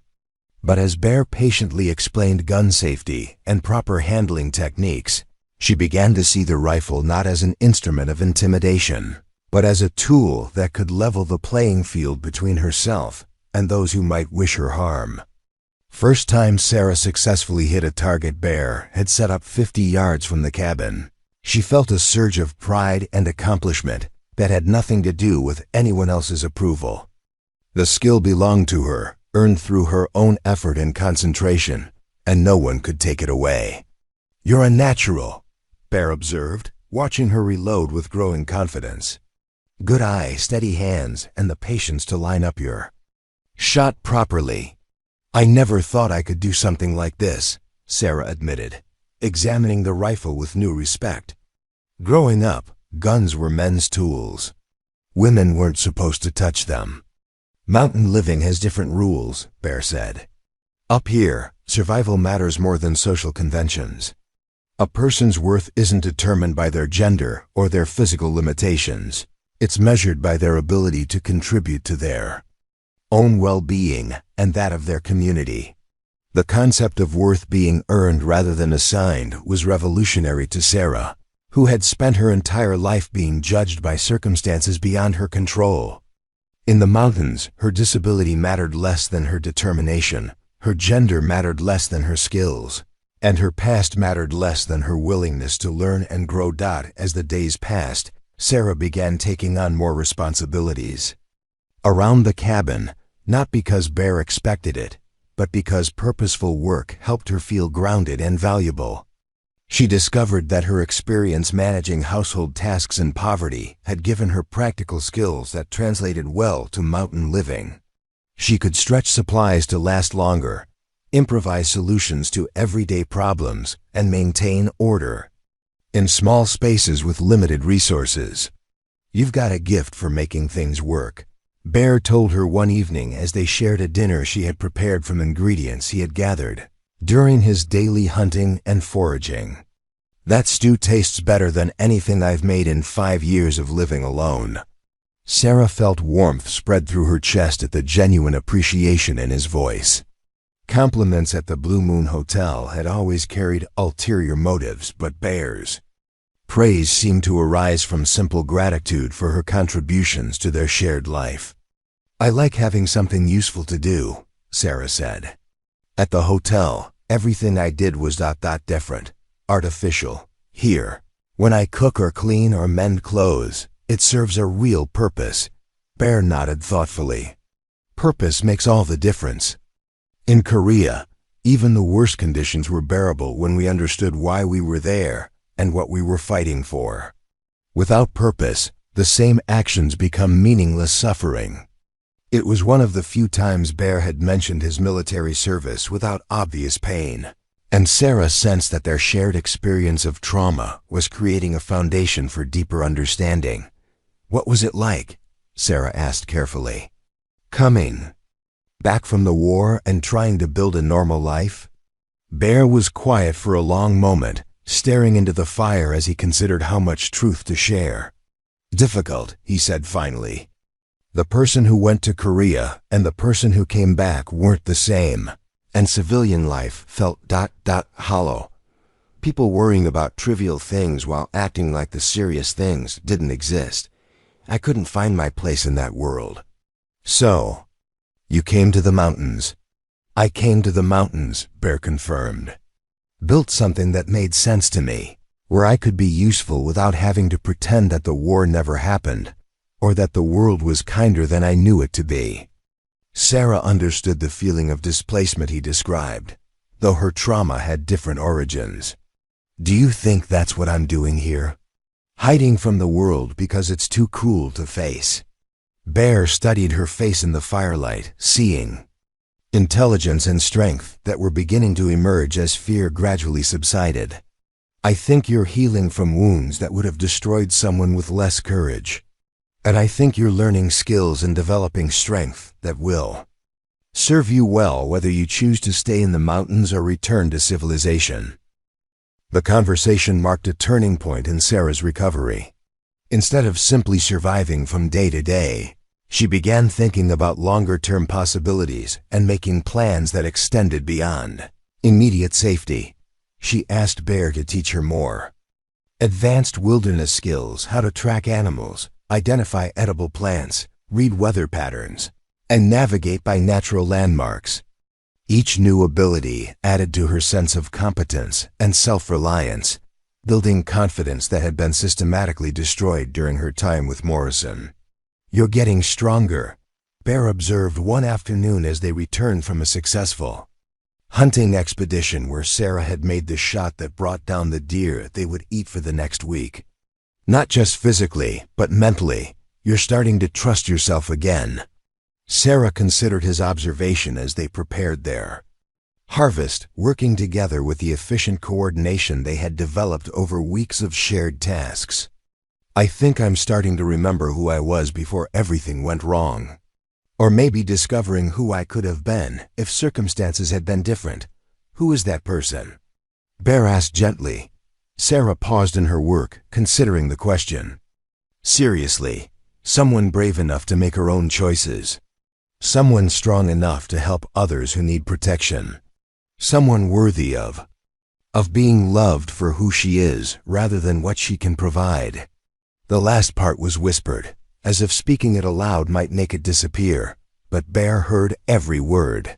That person was always there, Bear said quietly. She was just buried under pain and fear and other people's cruelty. But she's emerging now, and she's remarkable. Sarah looked up to find Bear watching her with an expression she had never seen directed at her before, genuine admiration mixed with something deeper and warmer that made her heart skip. In that moment, she realized that her feelings toward her rescuer had evolved far beyond gratitude into something that felt dangerously like love. But love was complicated by everything she had experienced, and Sarah wasn't sure she was ready to trust her own emotions or Bear's motivations. The habit of suspicion had become a survival mechanism, and abandoning it felt like stepping off a cliff without knowing what lay below. That evening, as they sat by the fire reading books from Bear's extensive collection, Sarah found herself studying his profile and wondering what it would be like to be loved by someone like him. Not used or owned or controlled, but genuinely cherished for her own sake. Bear, she said suddenly, setting down her book. Why haven't you ever married? A man like you, kind, strong, successful. Surely there have been women who would have been happy to share your life. Bear marked his place in his book and set it aside, recognizing that this was a conversation that required his full attention. There have been a few women over the years who expressed interest, he said carefully. But military life doesn't lend itself to stable relationships, and after I came back, well, I wasn't the same person they thought they knew. How were you different? Harder, more serious, less willing to pretend that everything was fine when it clearly wasn't. The war changed my perspective on what mattered and what didn't, and most people found that change uncomfortable. Sarah nodded, understanding the isolation that came with seeing the world differently than those around you. Do you think that's why we understand each other? Because we've both been broken by experiences that other people can't comprehend. Maybe, Bear said. Or maybe we understand each other because we're both trying to rebuild ourselves into something better than what we were before the breaking happened. The conversation continued late into the night, covering topics they had both avoided since Sarah's arrival. They talked about loss and recovery, about the challenge of trusting others after betrayal, about the difference between healing and simply surviving. As the fire burned down to glowing embers, Sarah realized that she felt safer and more valued in Bear's presence than she had ever felt with another human being. He saw her disability as simply one aspect of who she was, rather than a defining limitation, treated her past as something to overcome rather than something shameful, and spoke to her intelligence and capabilities rather than patronizing her vulnerability. Thank you, Sarah said as they prepared for bed. Not just for rescuing me, but for helping me remember that I'm worth rescuing. Bear's smile was gentle and sad and hopeful all at once. Sarah, you were always worth rescuing. The tragedy is that it took so long for someone to see it. That night, as Sarah lay in the comfortable bed that had become her sanctuary, she allowed herself to imagine a future that included more than just survival. For the first time since her mother's death, she began to dream of happiness, partnership, and a love that healed rather than harmed. Outside her window, the mountain peak stood silhouetted against a star-filled sky, eternal and unchanging and somehow protective. She had found her place in this wilderness refuge, but more importantly, she was beginning to find herself. 2 months after Morrison's departure, Sarah had settled into a rhythm of mountain life that felt more natural than anything she had ever experienced. Her days were filled with purposeful work tending the vegetable garden she had planted behind the cabin, preserving food for winter, helping Bear with his trap lines, and continuing to develop skills that made her a valuable partner rather than a dependent. The morning that would test everything they had built together began like any other, with Sarah preparing breakfast while Bear checked the weather signs that would determine their activities for the day. The first hint of trouble came from Thunder, Bear's usually calm horse, who began showing signs of agitation unusual for the steady animal. "Something's got him spooked," Bear observed, stepping onto the porch to scan the tree line around their clearing. "Could be a bear or mountain cat, but Thunder's not usually bothered by wildlife." Sarah joined him outside, and together they listened to the forest sounds that had become as familiar as their own heartbeats. The normal chorus of birds and small animals seemed muted, replaced by an underlying tension that set both their nerves on edge. "There," Sarah whispered, pointing to a flash of movement in the trees about a quarter-mile down the mountain. "Someone's coming up the trail." Bear's expression hardened as he identified 3 figures making their way steadily toward the cabin. Even at a distance, he could see that they moved with the purposeful coordination of men accustomed to violence, and their route suggested familiarity with mountain travel, despite their obvious urban origins. "Get inside," Bear said quietly, his voice carrying the calm authority that had kept his men alive in Korea. "Take the rifle and position yourself where you can cover the back door. If shooting starts, don't hesitate to use it."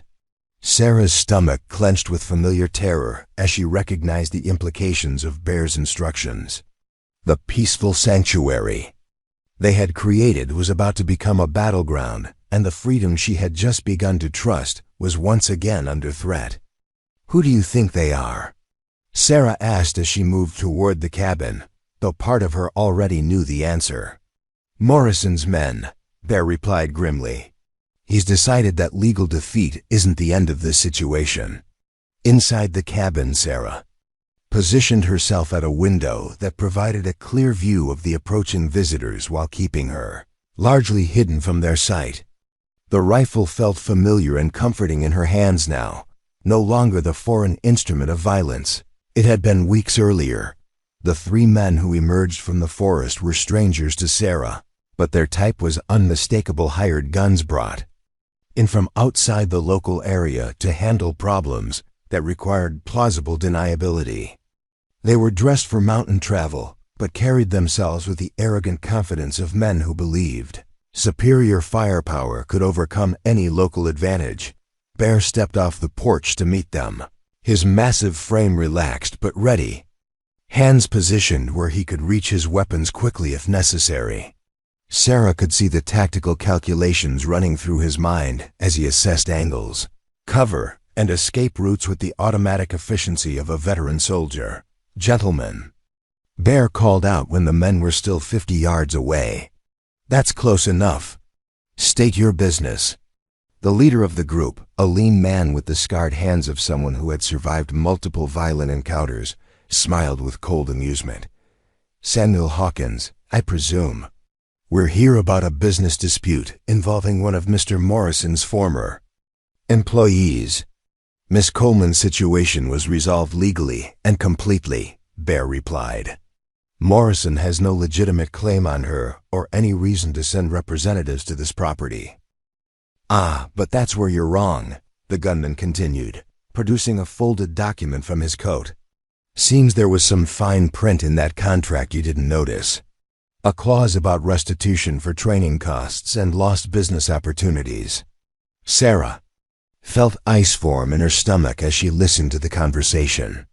She had feared that Morrison's acceptance of the settlement had been too easy, and it appeared her instincts had been correct. "Let me see that document," Bear said, extending his hand. "I'm afraid I can't let you handle the original," the gunman replied with mock courtesy, "but I can read you the relevant passage." It states that if Miss Coleman fails to complete her contracted term of service, she becomes liable for additional damages calculated at $5 per week for the remaining duration of her agreement. The math was staggering.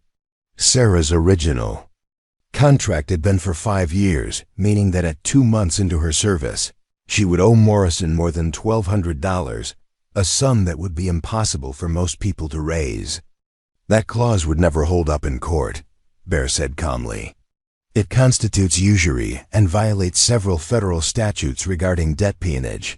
Maybe so, the gunman agreed. But court proceedings take time, and Mr. Morrison needs his property returned immediately. He's prepared to be reasonable about the financial arrangements if Miss Coleman comes along quietly. Sarah watched Bear's hands shift slightly, moving closer to the pistol at his hip. The negotiation was breaking down exactly as she had feared.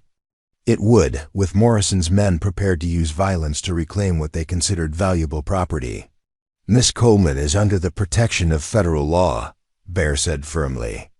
Any attempt to remove her from this property against her will constitute kidnapping and will be prosecuted accordingly.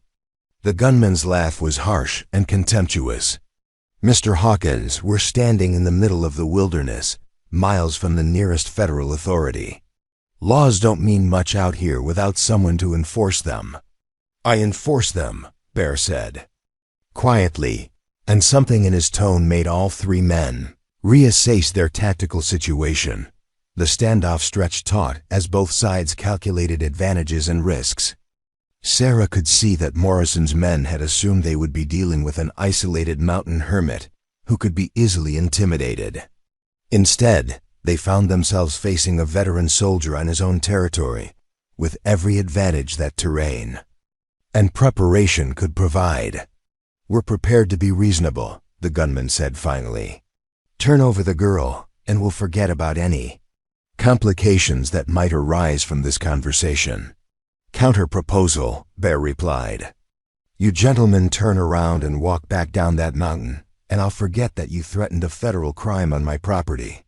The tension exploded into violence with shocking suddenness. The gunman's hand moved toward his weapon, but Bear's military training gave him a crucial advantage in speed and precision.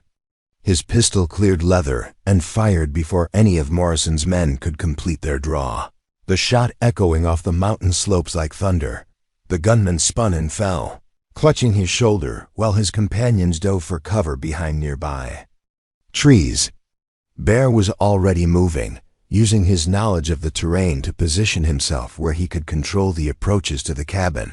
Sarah, Bear called out, cover the back door. They'll try to flank us. Sarah's hands shook as she shifted position, but her training over the past weeks held firm. When she saw movement at the edge of the forest behind the cabin, she fired without hesitation. Her shot close enough to the intruder to send him scrambling back into cover. The gunfight that followed was brief but intense, with Morrison's remaining men discovering that their urban experience was inadequate for mountain warfare against an opponent who knew every rock and tree in the area. Bear used the terrain to his advantage, appearing and disappearing like a ghost while driving the attackers steadily away from the cabin. When the shooting finally stopped, one of Morrison's men was wounded and all 3 were retreating down the mountain trail considerably faster than they had ascended. The leader paused at the edge of the clearing to shout back at Bear. This isn't over, Hawkins. Morrison's got resources you can't imagine and connections that reach into every level of government. You've made an enemy who won't forget or forgive. Tell Morrison that if he sends anyone else up this mountain, they won't be walking back down. Bear replied calmly, reloading his pistol with practiced efficiency. After the attackers disappeared into the forest, Bear conducted a careful reconnaissance around the cabin to ensure they weren't planning an ambush or attempting to circle back. Only when he was satisfied that the immediate threat had passed did he return to check on Sarah. He found her sitting on the cabin floor, still holding the rifle but shaking with reaction to the violence she had witnessed and participated in. The calm competence she had displayed during the fight was giving way to the psychological aftermath of her first real combat experience. "It's over," Bear said gently, kneeling beside her and carefully taking the rifle from her trembling hands. "You did exactly what you needed to do, and you may have saved both our lives." "I shot at a human being," Sarah whispered, staring at her hands as if they belonged to someone else. "I actually pulled the trigger with the intention of hurting another person." "You defended yourself in your home," Bear corrected firmly. "Those men came here with the intention of kidnapping you and probably killing me. What you did was necessary and right." Sarah looked up at him with eyes that held a mixture of pride and horror. "Is this what the rest of my life is going to be? Like, always looking over my shoulder, always ready for the next attack?" Bear considered her question seriously, understanding that his answer would shape her decisions about their shared future. "Morrison will try again," he said honestly. "Men like him don't accept defeat gracefully, and today's humiliation will only make him more determined. But Sarah, you proved today that you're strong enough to fight for your freedom. That's not a burden, it's a gift." As they worked together to secure the cabin and tend to Bear's minor injuries from the firefight, Sarah found herself examining her feelings about the violence she had witnessed and participated in. The terror was real, but underneath it lay a fierce satisfaction at having successfully defended the life she had built in these mountains. "What do we do now?" Sarah asked as they shared a quiet dinner, both of them still processing the day's events. "We prepare," Bear said simply. "Morrison's shown his hand, and we know he won't stop with legal or illegal pressure. We need to be ready for whatever he sends next, and we need allies who can help us fight him on his own terms." The attack had changed something fundamental in their relationship. Sarah was no longer simply someone Bear was protecting, she was his partner in a struggle that would define both their futures. The transformation from victim to warrior was complete, forged in the crucible of actual combat. That night, as they took turns keeping watch while the others slept, Sarah realized that her mountain sanctuary had become something more complex and dangerous. It was no longer just a refuge from the world's cruelty. It was a fortress they would defend together against those who sought to destroy what they had built. The girl who had been sold for $2 was gone forever, replaced by a woman who would fight for her freedom with everything she possessed. And beside her stood a man who had proven that some things were worth any sacrifice to protect. 3 weeks after Morrison's failed assault on their mountain sanctuary, Sarah stood in the kitchen of their cabin, carefully packing supplies for what would be their most dangerous journey yet. The decision to take the fight to Morrison rather than wait for his next attack had been mutual, born from the understanding that defensive victories were temporary while their enemy remained free to regroup and escalate. "The federal marshal will meet us in Charleston tomorrow evening," Bear said, checking his weapons one final time. "Agent Fletcher has been investigating Morrison's operation for months, and our testimony could provide the evidence needed to shut him down permanently." Sarah nodded, though her stomach churned with anxiety about returning to civilization and the legal system that had failed her so completely before. What if they don't believe us? What if Morrison's connections are stronger than federal law? Then, "We'll have tried the legal route before resorting to other measures," Bear replied grimly. "But Sarah, Fletcher seems genuine, and he's already gathered substantial evidence of Morrison's violations of federal anti-trafficking laws." The journey down from the mountains took 2 days, with overnight stops at settlements where Bear's reputation ensured them safe passage and honest treatment.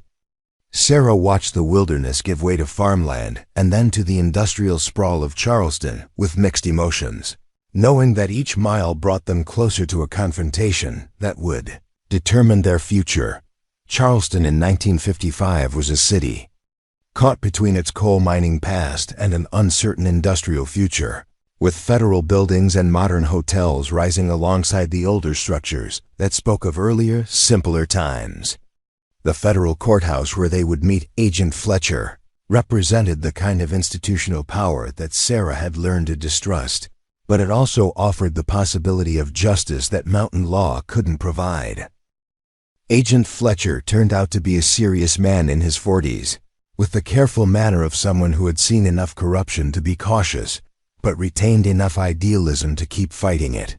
He listened to their testimony with growing anger, taking detailed notes and asking probing questions that demonstrated his understanding of the criminal enterprises he was investigating.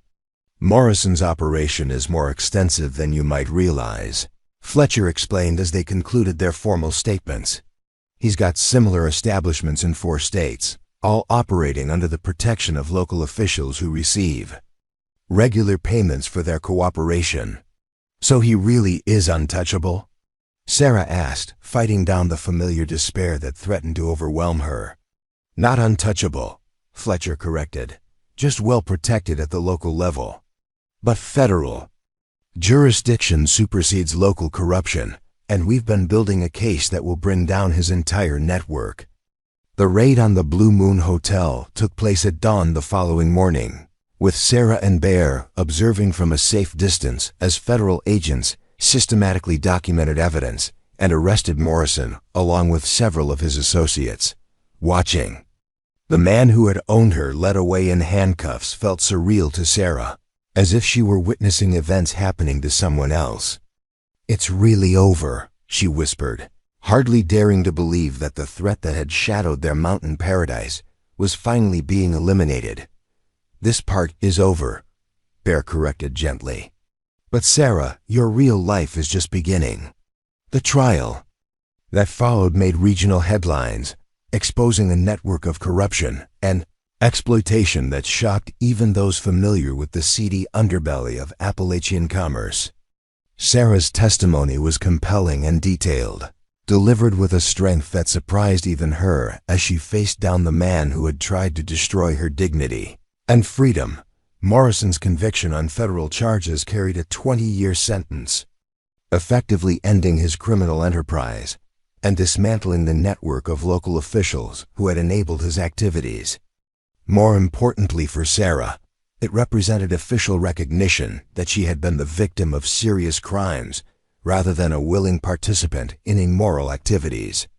The court formally acknowledges that Miss Coleman was trafficked illegally and held against her will, the federal judge declared during sentencing. Her courage in coming forward has not only secured justice for herself, but has protected countless other young women from similar exploitation. After the trial concluded, Sarah and Bear faced decisions about their future that went beyond simply returning to their mountain sanctuary. The publicity surrounding the case had drawn attention from social workers, educators, and activists who wanted to involve Sarah in efforts to combat trafficking and help other victims.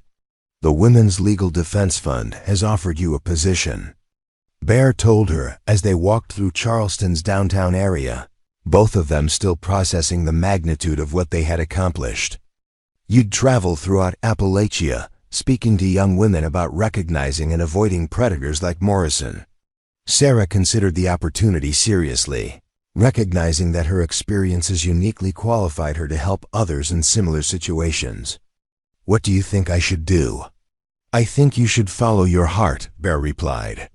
You've proven that you're strong enough to handle whatever challenges come your way, and you have wisdom that could save lives. That evening, as they prepared for their return journey to the mountains, Bear presented Sarah with a simple gold band that caught the lamplight like captured fire. I know we've been through more in 6 months than most couples experience in a lifetime, he said quietly. But Sarah, I want to spend whatever time we have left making sure you never again doubt that you're worthy of love and respect. Sarah stared at the ring through tears that blurred her vision, overwhelmed by the distance she had traveled from the broken girl sold for $2 to a woman being asked to share a life built on mutual respect and genuine affection. Are you proposing to me, Samuel Hawkins? She asked, using his formal name to mark the solemnity of the moment. I'm asking if you'll marry me, Bear replied simply. Not because you need protection or because I need a housekeeper, but because we're better people together than we are apart. Sarah's answer was wordless, conveyed through the kiss that sealed their engagement and the tears that spoke of healing wounds and hope restored. The ring slipped onto her finger as if it had been made specifically for her, completing a transformation that had begun in an alley behind a brothel and culminated in this moment of choosing love over fear. Their wedding took place 2 months later in the small mountain church where Bear had occasionally attended services, with Agent Fletcher serving as best man and Mrs. Henderson, who had turned state's evidence against Morrison, standing as Sarah's maid of honor. The ceremony was simple but meaningful, attended by the scattered mountain families who had come to respect both Bear's strength and Sarah's courage. "You look beautiful," Bear whispered as they exchanged vows in front of the small congregation, and Sarah knew he meant it completely. The woman reflected in his eyes was confident, capable, and worthy of love, someone she had never imagined she could become. After their honeymoon, in the mountain cabin that had been their first sanctuary, Sarah began her work with the Women's Legal Defense Fund, traveling throughout Appalachia to speak at schools, community centers, and churches about the realities of human trafficking.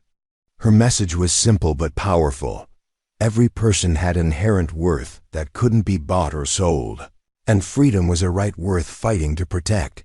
Bear often accompanied her on these speaking engagements, providing security and moral support, while Sarah shared her story with audiences who needed to hear that survival was possible, that healing was achievable, and that love could triumph over the cruelest circumstances. The girl who was sold for $2, Sarah would tell these audiences, was told she was worthless, unlovable, and destined for a life of degradation. But that was a lie. Every person in this room has value that can't be measured in dollars or determined by other people's prejudices. The work was emotionally demanding but deeply rewarding, and Sarah discovered that helping others heal from trauma accelerated her own recovery. Each young woman who escaped a dangerous situation, each family that learned to recognize warning signs, each community that committed to protecting its vulnerable members, represented a victory against the forces that had once seemed insurmountable.